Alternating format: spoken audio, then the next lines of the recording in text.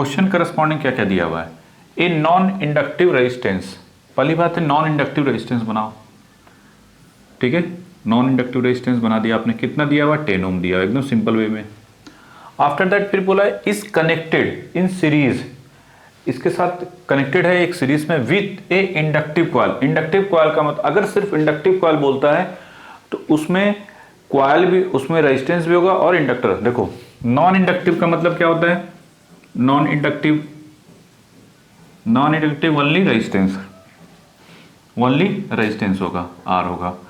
और inductive coil बोल दिया, इंडक्टिव कॉइल बोल दिया तो इसमें रेजिस्टेंस भी होगा और आर भी होगा और एल भी होगा। और अगर ये बोलता है प्योर इंडक्टिव कॉइल तो याद रखना इसका मतलब होता है ओनली इंडक्टर, ठीक है, यहां पे कॉइल लिख दो, ठीक है।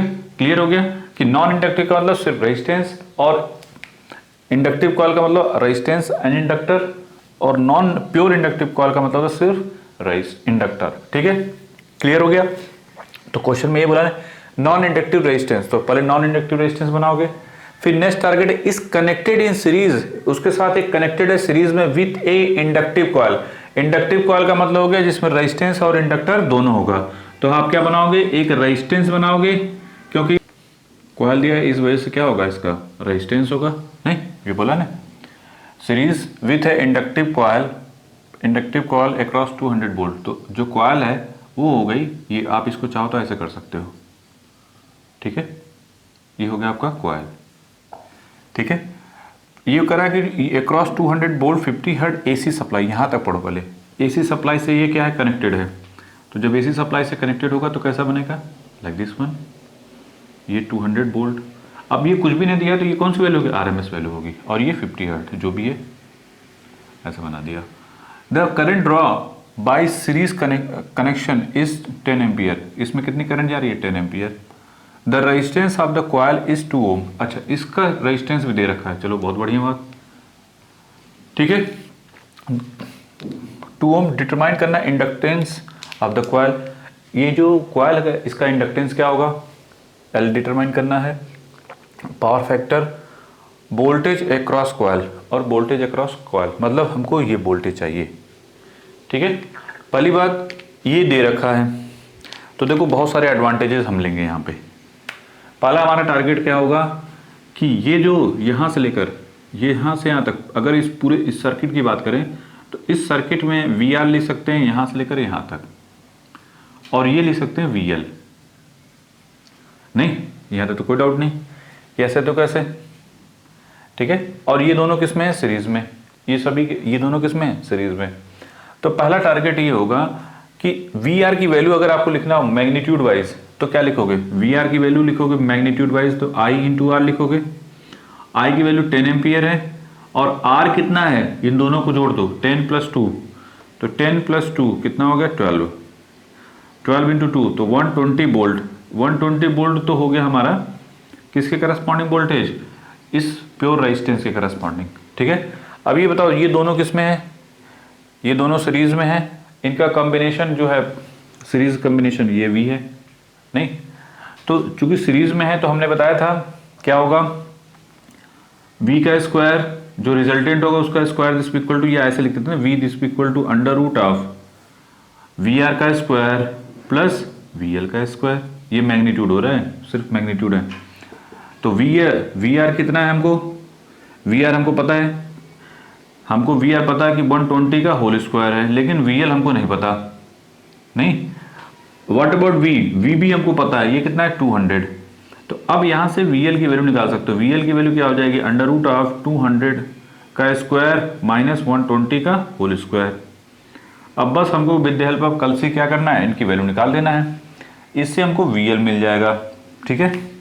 वी एल की वैल्यू हो जाएगी 200 का स्क्वायर माइनस 120 का स्क्वायर, तो ये हो जाएगा लाइक दिस वन, और इनका पूरा √ ले लो तो ये आ रहा है 160, तो 160 वोल्ट आया हमारा 160 वोल्ट, ठीक है।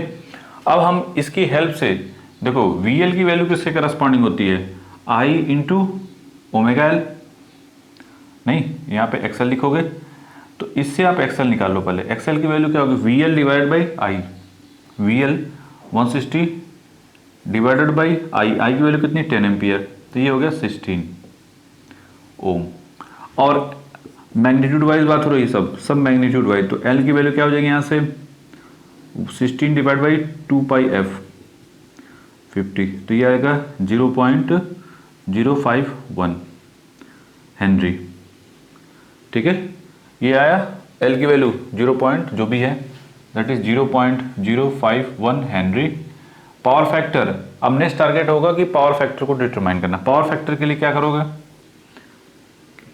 तो यहाँ पे जो पावर, अब यहाँ पे मेंशन नहीं है कौन सा पावर फैक्टर की बात हो रही है, तो यहाँ पे बेसिकली पावर फैक्टर हो रही है, चूंकि सब कॉइल के करस्पॉन्डिंग बात हो रही है, तो कॉइल का पावर फैक्टर, कॉइल का पावर फैक्टर डिटरमाइन करने का सबसे आसान तरीका क्या है, एक तो उसके करस्पॉन्डिंग वोल्टेज और उसमें करंट कितनी जा रही है, उनके बीच का एंगल देख लो। नहीं, दूसरा तरीका है कि जो पावर फैक्टर एंगल होगा वही यहाँ पे जो भी इंपीडेंस का एंगल होगा वही पावर फैक्टर का एंगल हो जाएगा। नहीं, तो आप क्या करोगे, देखो R है और L है, आपको पता चल गया, ये ये जो भी है किसके करस्पॉन्डिंग रेजिस्टेंस है, और ये है आपका RL लिख दो, यहाँ पे XL लिख दो, और ये फाई निकाल लो। तो फाई की वैल्यू क्या मिलेगी, tan inverse XL divide by RL। तो tan इनवर्स XL कितना था, XL हमारा आया था 16 डिवाइड बाई RL, R की वैल्यू कितनी है 2, तो ये हो गया tan इनवर्स, यहाँ पे लिखोगे tan इनवर्स 8, tan इनवर्स 8, ये आ रहा है वैल्यू 82 पॉइंट समथिंग। ठीक है, फाई की वैल्यू आ रही है 82.87, और इसी का कॉस ले लो तो ये आ रहा है 0 पॉइंट समथिंग। तो कॉस फाई, यहाँ पे कॉस फाई आ रहा है कॉस 82.87, जो वैल्यू आएगी वो आएगी 0.124 लैगिंग। याद रखना लैगिंग क्यों, क्योंकि इंडक्टर है यहाँ पे, क्या है कॉइल कैसे इंडक्टिव कॉइल है, दैट्स वाई लैगिंग होगा। ठीक है, और फिर वोल्टेज अक्रॉस कॉइल, और वोल्टेज अक्रॉस कॉइल तो हमको मिल ही चुका। अच्छा, वोल्टेज अक्रॉस कॉइल हमको देखना है ना, तो वोल्टेज अक्रॉस कॉइल का मतलब ये होगा, ये वैल्यू Vx अगर मान लो ये वाली, तो जो Vx होगा वो किसके करस्पॉन्डिंग होगा, Vx this equal to under root of arc इसके करस्पॉन्डिंग वोल्टेज प्लस इसके करस्पॉन्डिंग वोल्टेज। तो 2 ओम के करस्पॉन्डिंग वोल्टेज क्या होगा, 2 इंटू आई कितना होगा, 2 इंटू 10 20, तो 20 का स्क्वायर प्लस VL का स्क्वायर, VL करस्पॉन्डिंग वोल्टेज कितना है 160 का होल स्क्वायर। ठीक है, तो हमको करना क्या है, 20 का स्क्वायर प्लस 160 का स्क्वायर। ठीक है, और इसी का अंडर रूट ले लो तो ये हो जाएगा 161.24 Vx वोल्ट। तो आंसर कौन सा, एक आंसर ये हुआ, दूसरा आंसर ये हुआ, और तीसरा ये। तो पहले का ये, दूसरे का ये, तीसरे का ये आंसर। बहुत सिंपल है, जैसे जैसे क्वेश्चन बोला है बस उसी करस्पॉन्डिंग करते चले जाओ, आपको आंसर मिल जाएगा। ठीक है, बना लो इसको पहले जल्दी से।